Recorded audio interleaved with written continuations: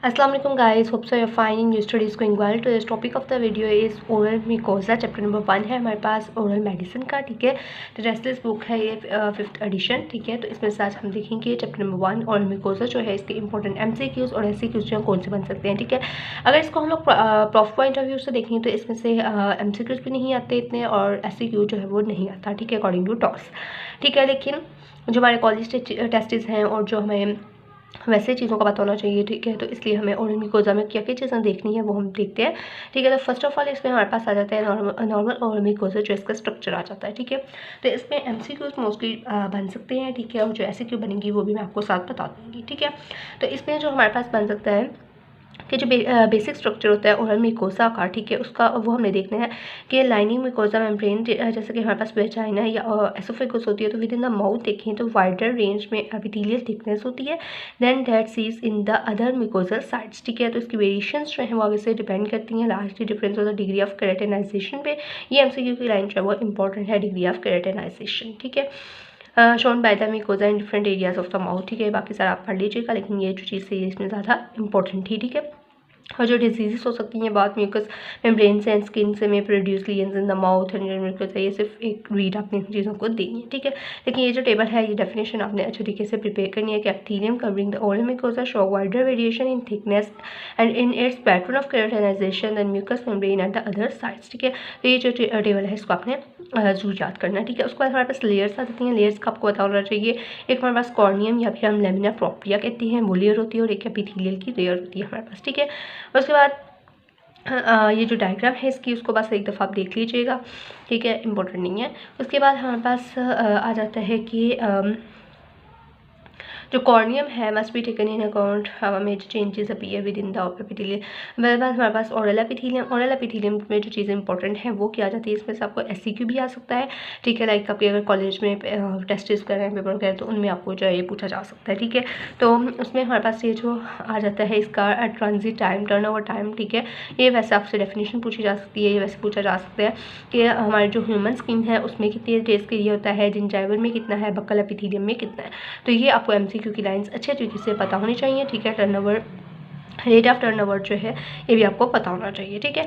उसके बाद हमारे पास जो ओरल एपिथेलियम है इसमें हमारे पास केराटिनाइजेशन जो है हमारे पास main cell component of the oral epithelium, या MCQ पता होना चाहिए, जो वाइवा आपको पता होना चाहिए।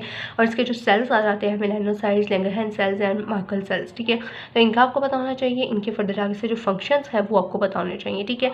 तो वो हम लोग नेक्स्ट जो है वो देखते हैं, ठीक है। उसके बाद ये जो चीज़ है ये आप सिर्फ एक दफ़ा रीड आउट कर लीजिएगा। उसके बाद देन हमारे पास आ जाता है नेक्स्ट पेज पे ये जो डायग्राम बनी हुई है, ठीक है। ये डायग्राम आप वैसे एक दफ़ा देख सकते हैं, ठीक है। बनानी कॉलेज के टेस्ट में अगर आपके टीचर ने फोकस किया है तो फिर वो दे देंगे, वरना ये नहीं आती होती, ठीक है। उसके बाद हमारे पास ये बाकी सारा जो है ये भी आप सिर्फ एक दफ़ा इसको गो थ्रू कर लें, ठीक है। उसमें इतनी इंपॉर्टेंट चीज़ जो है वो कोई भी नहीं है, ठीक है। उसके बाद ये जो 4 टाइप्स है ये आपको पता होना चाहिए कि इंटीरियरली फिलीफॉर्म एंड फंजीफॉर्म होता है, पोस्टीरियर फुलेट एंड विलेज पेपरा होता है, ठीक है। ये चीज़ आपको पता होनी चाहिए। उसके बाद हमारे पास इसमें जो आ जाता है मेलानोसाइट्स के आपको फंक्शंस जो हैं ये पता होने चाहिए, ठीक है, ठीक है। इसमें मेलानोसाइट्स जो है इसके आपको फंक्शंस पता होने चाहिए, ठीक है। यानी कि ब्लैक पिगमेंटेशन वगैरह होती है, ठीक है। उसके जो सेल्स हैं मेलानोसाइट्स जो है वो लैंगरहैंस सेल्स की तरफ से क्या होता है कि dendritic with the cytoplasmic prolongation होती है extended between the cells of the basal and suprabasal areas of the keratinocytes, ठीक है। MCQ की लाइनें आपको पता होनी चाहिए, ठीक है। उसके बाद बाकी जो है आपने देख लेना, ये जो इसमें चेंजेस आ जाती हैं ये आगे से उन्होंने जो है थोड़ा डिटेल में बताया कि इनके रिलेटेड जो डिजीजेज हो सकती हैं वो क्या है, ठीक है। तो इसको आप सिर्फ एक दफ़ा जस्ट गो थ्रू कर सकते हैं, रीड दे सकते हैं, ठीक है। और ये चीज़ आपने जो याद रखनी है कि सिंथेसाइज होती है but do not retain the melanin, ये transfer by the dendritic processes to adjacent keratinocytes, ठीक है। ये चीज़ आपको जो इसमें वो पता होनी चाहिए, ठीक है। उसके बाद ये हार्मोन इन्फ्लेमेशन वगैरह इंपॉर्टेंट इसकी स्टिमुलेशन होती है मेलानोसाइट एक्टिविटी, ये सारा आपने सिर्फ एक दफ़ा गो थ्रू कर लेना है, ठीक है। उसके बाद जो हमारे पास लैंगरहैंस सेल्स आ जाते हैं, लैंगरहैंस सेल्स में ये वाली जो लाइन है ये इंपॉर्टेंट है, ठीक है। ये आपको MCQ में पूछी जाती है, ठीक है। तो ये आपने याद रखनी है।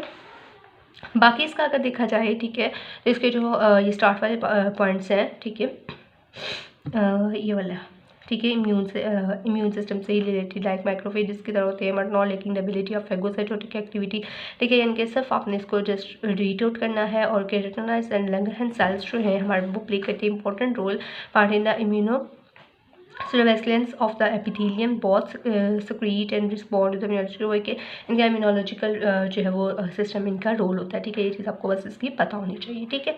इंटरल्यूकिन्स होते हैं, इंटरफेरोन्स होते हैं इनके अंदर, ठीक है। साइटोकाइनिन्स वगैरह होते हैं, ये चीज़ें सिर्फ आपको पता होनी चाहिए as a viva and MCQ point of view, ठीक है। उसके बाद कोरियम आ जाता है। जो हमारे पास कोरियम है इसमें क्या है कि इसे हम लेमिना प्रोप्रिया भी कहते हैं, और जो ओरल म्यूकोसा है हमारे पास it is separated from the sub mucosal layer by the zone of the gradual transition rather than the clear boundary. इसमें ये जो चीज़ है आगे जो लाइन लिखी हुई है कि कॉर्नियम और जो हमारे पास सब म्यूकोसा है लाइक कहता है माइनस लाइवरी ग्लैंड्स में और spacious glands of the oral cavity में, ठीक है। ये आपको MCQ की लाइन पता होनी चाहिए, ठीक है।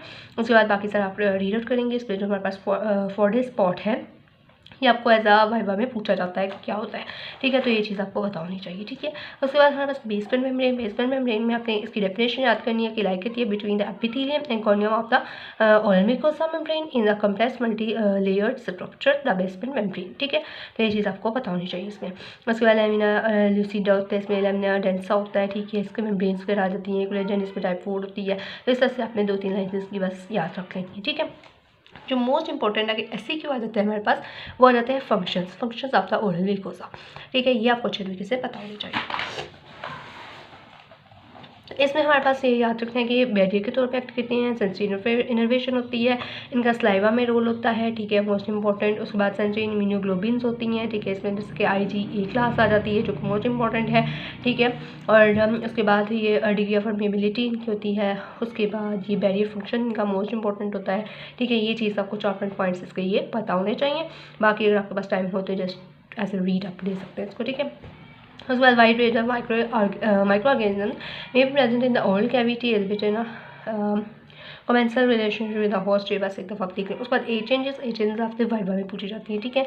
तो इसमें क्या आ जाता है कि reduction in the overall epithelial thickness, flexibility, collagen fibres, innovation, blood supply, permeability of the oral mucosa, ठीक है। उसके बाद ये जो चीज़ है ये आपसे पूछी जाती है कि जो स्लाइवरी ग्लैंड्स हैं उनमें जो चेंजेस होती हैं, इफेक्ट रिजल्ट होती हैं, तो उसमें क्या होता है कि increase degree of atrophy and fibrosis जो है वो affect the secretary units of the boss of mandibular gland वगैरह, लेबियल ग्लैंड्स वगैरह आ जाते हैं, ठीक है। तो ये आपने चीज़ जो है इसकी वो पढ़ लेनी एक दफ़ा, ठीक है। और उसके बाद एबनॉर्मल ओरल म्यूकोसा, ठीक है। एबनॉर्मेलिटीज़ कौन सी आती हैं इनकी आप ये जो डायग्राम के नीचे पॉइंट्स लिखे हुए हैं इनको एक दफ़ा रीड आउट देंगे, ठीक है। उसके बाद ये सारा आपको याद करने की ज़रूरत नहीं है, सिर्फ एक रीड दे लेना, ठीक है। याद जो चीज़ आप करनी है इसमें वो आपके पास याद आती है हिस्टोपैथोलॉजिकल चेंजेस, ठीक है। इनको अपने अच्छे तरीके से जो है वो प्रिपेयर करना है, ठीक है। इनको आपके ये फिंगर टिप पे ये पूरे का पूरा टेबल होना चाहिए, ठीक है। इसको आपने अच्छे तरीके से बस प्रिपेयर कर लेना है। उसके बाद oral mucosa in the generalized disease, ठीक है। इसका जो ये रिलेशनशिप है between the generalized and oral disease, इसको आप एक दफ़ा जो है वो अच्छे तरीके से याद कर लेना, ठीक है। वैसे कभी पूछा नहीं गया लेकिन फिर भी इसको जो है वो एक रीड दे लेना, ठीक है, इस टेबल को। उसके बाद हमारे पास आ जाता है पेडोंशियन इन जनरलाइज्ड डिजीज़, ठीक है। तो इसका भी ये जो चीज़ है ना इसमें ये इंपॉर्टेंट है, ठीक है। वेगनर्स ग्रेनुलोमेटोसिस, ठीक है। हाँ ये वाली चीज़ जो है इंपॉर्टेंट है, ये टेबल आपने अच्छे तरीके से इसका जो वो प्रिपेयर करना है, ठीक है। उसके बाद ये वाली डायग्राम जो है इसको थोड़ा सा देख लेना, ठीक है। बाकी करने की ज़रूरत नहीं है। और ये देखें functions of the basement membrane the oral epithelium आ जाता है, ठीक है। एंड डिफरेंट सेल्स वगैरह ये आप इसको जो है दोनों क्वेश्चन को एक दफ़ा देख लेना, ठीक है।